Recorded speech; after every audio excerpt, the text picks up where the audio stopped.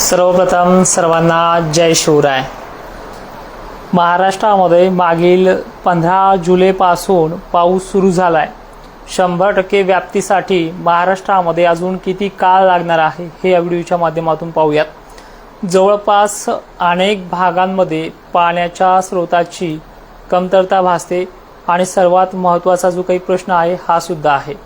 सोडलेल्या भागांना कधी घेईल यापासूनचा प्रवास, विहिरीचा पाण्याचा प्रश्न कधी मिटेल यापर्यंत पोहोचतोय।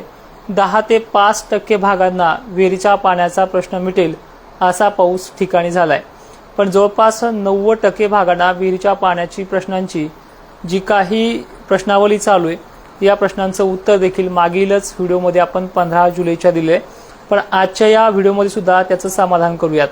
सध्या पिकांना दिलासा कधी मिळेल असा खानदेशपासून ते विदर्भापर्यंत आणि विदर्भापासून ते मराठवाड्याच्या बरोबर दक्षिण महाराष्ट्राचा प्रश्न आहे। काही घाट माथ्यावरती तर काही ठिकाणी मुसळधार पाऊस बरसतोय आणि पुढचं चित्र काय आहे हे देखील आपण या व्हिडिओच्या माध्यमातून पाहूयात।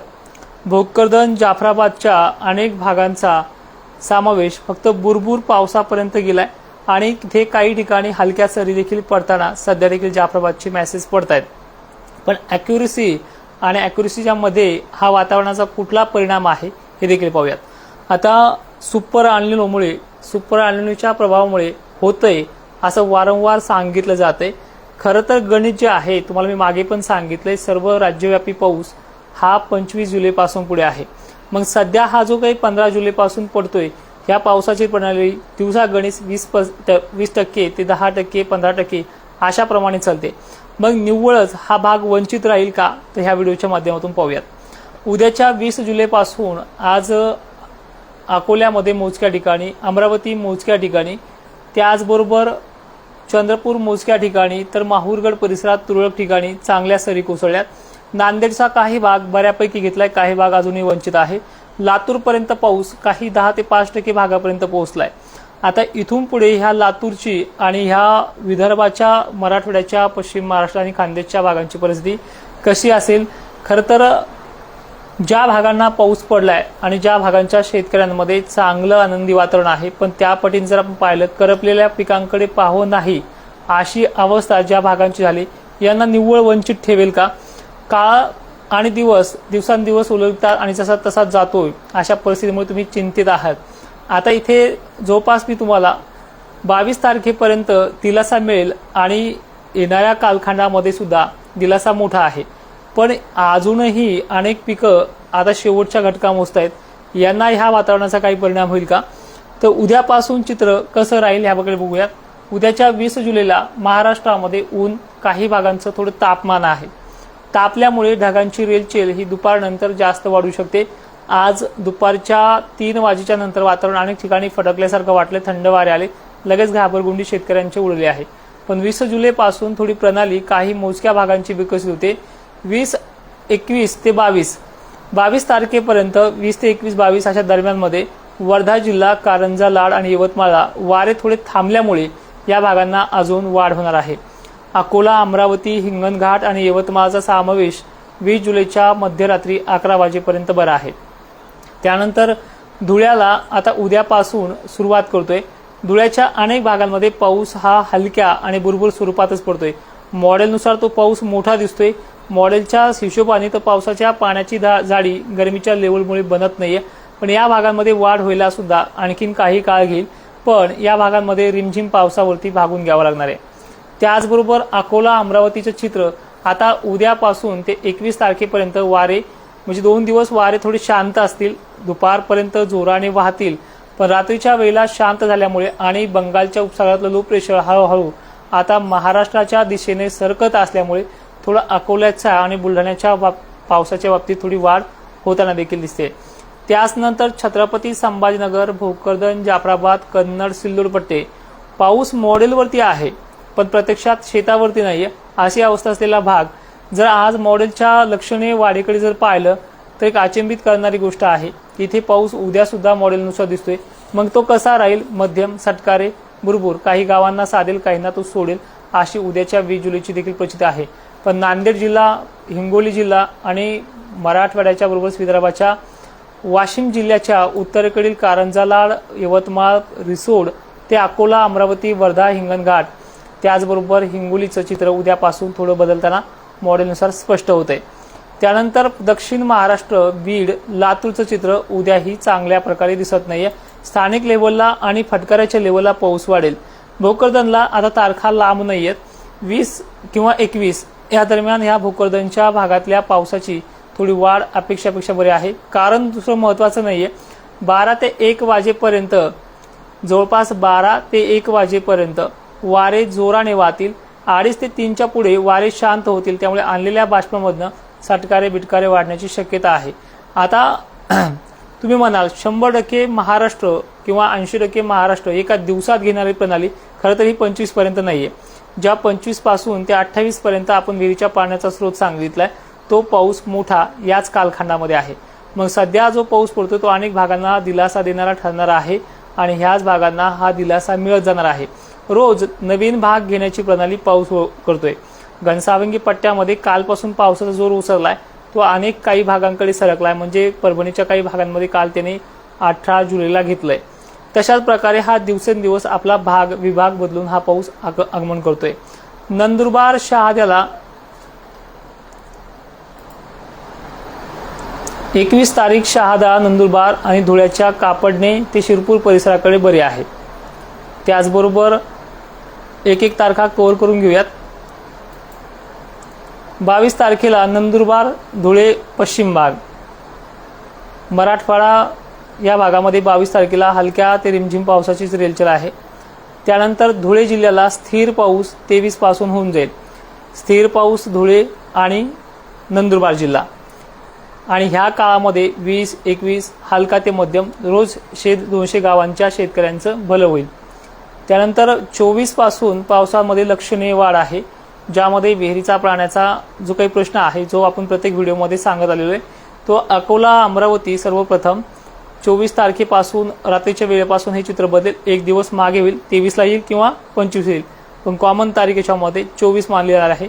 अमरावती, अकोला, चंद्रपूर, वर्धा, वाशिम जिल्हा, नांदेड जिल्हा, त्यात हिंगोलीचा आणि बुलढाण्याचा समावेश आहे। यामध्ये 24 तारखेला विहिरीच्या पाण्याला स्रोत वाढेल अशा प्रकारच्या पावसाला पडण्याची सुरुवात या भागापासून पडते। मोठं कारण याच्यामध्ये काही नाही, बंगालच्या उपसागरातला जो काही पूर्वेकडनं येणारा पाऊस आहे तो या तारखेपासून सुरुवात करतोय। दुसरी महत्त्वाची गोष्ट, 25 तारखेला 25 जुलैला बुरहानपूरला जवळपास रेड अलर्टचा इशारा मॉडेलकडनं मिळतोय। हा पाऊस उत्तरेकडे सरकेल का, कारण की मुंबईचे वारे याला ढकलतील का, या पलीकडे ह्या पावसाचा विदर्भामध्ये जोर जास्त असणार आहे। ज्यामध्ये जालना, परभणी, छत्रपती संभाजीनगर ते जळगाव, बुलढाणा, अकोला, अमरावती, चंद्रपूर, नांदेड, लातूर याचा समावेश आहे। बीड जिल्ह्याचाही जवळपास उत्तरेकडील भागाचा लक्षणीय समावेश या 25 तारखेला होऊ शकतो। यामध्ये जवळपास बीडच्या दक्षिण आणि पूर्व भागाचा जास्त समावेश आहे। उत्तर भाग, गेवराई पट्टा, अकोला, अमरावती हे देखील भाग याच्यामध्ये येतात। त्यामुळे 24 पासून सर्वदूर सारखा आहे, तोपर्यंत फक्त शेतकऱ्यांना दिलासा आहे। 26 तारखेला नांदेड, परभणी, जालना ते छत्रपती संभाजीनगरचा प्रश्न पाण्याचा 26 ते 27 दरम्यान मिटेल अशी परिस्थिती आहे। मग आता हा 15ला सुरू झालेला प्रवास जो आहे तो जवळपास येऊन ठेपतोय 22 पर्यंत, आणि प्रशासनाने दिलेल्या ज्या काही तारखा आहेत की 22 पासून सर्वदूर पडेल तो देखील पाऊस आपण पाहणारच आहोत। परिस्थिती याच्या अगोदर अनेक भागातल्या शेतकऱ्यांची आटोक्यात आलेली आहे आणि याच्यामध्ये अनेक शेतकरी सुखावलाय, ते देखील आपण ह्या गोष्टीकडे दुर्लक्ष करू शकत नाहीये। आणि दुसरी महत्त्वाची गोष्ट, ह्या 21-22 पर्यंत अजून बरेचसे चित्र पालटणार आहे, त्यामुळे अनेक जण पिकाकडे पाहून घाबरले जात आहेत। तर याच्यामध्ये थोडं का होईना इथे दिलासा मिळत जातोय, पण निव्वळ चॅनलच्या माध्यमातून, सोशल मीडियाच्या माध्यमातून अजून घाबरण्याचं काम नाहीये। आणि विषय आहे सुपर एल्निनोचा आणि दुष्काळाचा। 1 महिना अजूनही पूर्ण झालेला नाही। 22 जूनला पाऊस आगमन केलेला आहे आणि ह्या 22 जुलैला 1 महिना पूर्ण होतोय।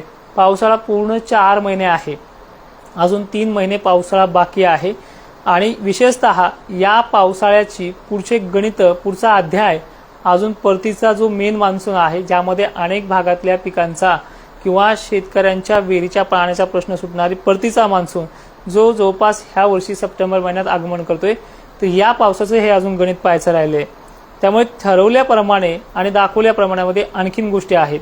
दुसरा प्लस पॉईंट असा आहे, काही गोदापट्टे आहेत जे पर्जन्य छायेमध्ये आहे. सुपर अल्निनोचा जर खरंच भारताला किंवा महाराष्ट्राला परिणाम झाला असता तर एकही ढग पाहायला मिळाला नसता. ढग येतात पडत नाही, याचं कारण ह्युमिडिटीची लेवल. आभाळ आलं की आपल्या भागांमध्ये गारवा निर्माण होतो आणि त्या गारव्यामधनं बारीक बुरबुर एवढाच पाणी पडतो. पावसाला नेहमी गरमीची लेवल लागते. आभाळ धुरसर राहायला लागले आणि उष्णतेची लेवल कमी पडायली. त्यामुळे बऱ्याच भागांमध्ये ह्या गरमीचे लेवल नसल्यामुळे पाऊस मोठा पडत नाहीये. पण तरी सुद्धा सटकारे बिटकारे हे 24 तारखेपर्यंत महाराष्ट्रात कायम राहणार आहेत. जोपास रिमझिम सटकारे बिटकारे अशी प्रणाली ही महाराष्ट्रात विकसित होईल. आता नेमकंच आता उद्याचा कुठला भाग हा पावसाच्या रडारवरती घेऊ शकतो हे देखील पाहणं गरजेचं आहे, ते देखील पाहूयात. उद्याची 20 जुलै मुंबई भिवंडी हे भाग तर सांगायची गरजच नाही, इथे पाऊस नेहमी असतो. उद्या वाढ होते. कारंजा लाड यवतमाळची वाऱ्याची गती दुपारा 4 वाजता थांबणार आहे. कारंजा लाड वाशिम अकोला यवतमाळ हिंगणघाट परिसर बुरहानपूरकडनं पाऊस असल्यामुळे थोडाफार भुसावळ जळगाव आणि चोपडा अमळनेर धुळ्याच्या पूर्वेकडील भागांचा येथे समावेश आहे. अचलपूर अमरावती हा भाग देखील उद्या पावसाच्या रडारवरती येईल. नागपूर एरिया आहे. भंडारा शहर परिसर रोजच पाणी चांगला पडतोय, हे देखील असेल. छत्रपती संभाजीनगरला आभाळ, काळकुट्टा आभाळ आणि सटकारे वाऱ्याचा जोर जास्त असल्यामुळे जास्त मोठी व्याप्ती राहणार नाहीये. मनमाड ते श्रीरामपूर अकोले इथे देखील पावसाचे फटकारे वाढणार आहेत. बीड जिल्ह्याच्या बाबतीत बघूयात. धाराशिव सोलापूर बसव कल्याण मार्गे एक मोठी टफ एरिया बनेल. इथे काही ठिकाणी हलका ते मध्यम पाऊस होणार आहे. परभणी जिल्ह्यात सुद्धा बसमत साईड, नांदेड साईड, पालमपूर्णा, हिंगोली, जालन्यातल्या मंठा, घनसावंगी पट्ट्यात परतूर काही ठिकाणी, जिंतूर पट्टा, रिसोड काही ठिकाणी वारं जर जास्त असेल तर हा पाऊस बारीक बुरबुरीमध्ये रूपांतर होईल आणि आता मध्यम ते दमदार पावसाकडे जावं लागेल. 21 जुलैला याची पद्धत कशी आहे ते देखील पाहूयात. 21 जुलैला महाराष्ट्रामध्ये पाऊस जो आहे तो धुळे ते नंदुरबार शहाद्याकडे वळतोय. विदर्भाकडे जास्त वळ असेल याच्यामध्ये पावसाचा भाग घेण्याची कंडिशन परभणी, वसमत, हिंगोली, वाशिम आणि जालना शहर परिसर पूर्वेकडील भाग, अहिल्यानगर उत्तर भाग, छत्रपती संभाजीनगर दक्षिण भाग. थोडा आभाळाने साथ दिली तर वैजापूर, कन्नड, सिल्लोड. 21 तारखेला अकोला, अमरावती, नागपूर बाउंड्री लगतचे भाग आहेत. एमपी, हिंगणघाट, यवतमाळ, अकोला आणि बुरहानपूर, भुसावळ ते धुळेचा मोजका भाग. 22 जुलैला सुद्धा पूर्व विदर्भाला वारे थांबणार आहेत. 22 जुलैपासून आणि 23 जुलैपासून वारे कमी होतील आणि हे वारेच पाऊस थांबून देत नाही. वाऱ्याची तीव्रता दुपारपर्यंत कायम असेल. 22 तारखेला सुद्धा वर्ध्याचा पाऊस वाढतोय 22 पासून आणि काही भागांना तो देखील त्या दिवशी सोडते, पण एक साधारण पिकांना दिलासा मिळून जाईल. आणि 23 पासून लो प्रेशर पूर्ण महाराष्ट्राच्या दिशेने वळते आणि विदर्भाचा फायदा 23-24 पासून होईल. तर हे आहे गणित पावसाचं. येणाऱ्या 30 तारखेपर्यंत महाराष्ट्रामध्ये विहिरीचा पाण्याचा अनेक भागांचा जवळपास 60 ते 70% भागांचा पाण्याचा प्रश्न मिटेल अशी शक्यता आहे. टक्केवारी घसरली तर 50 पर्यंत राहील आणि आता वाढू सुद्धा शकते मराठवाडा आणि विदर्भ. जय शिवराय. धन्यवाद.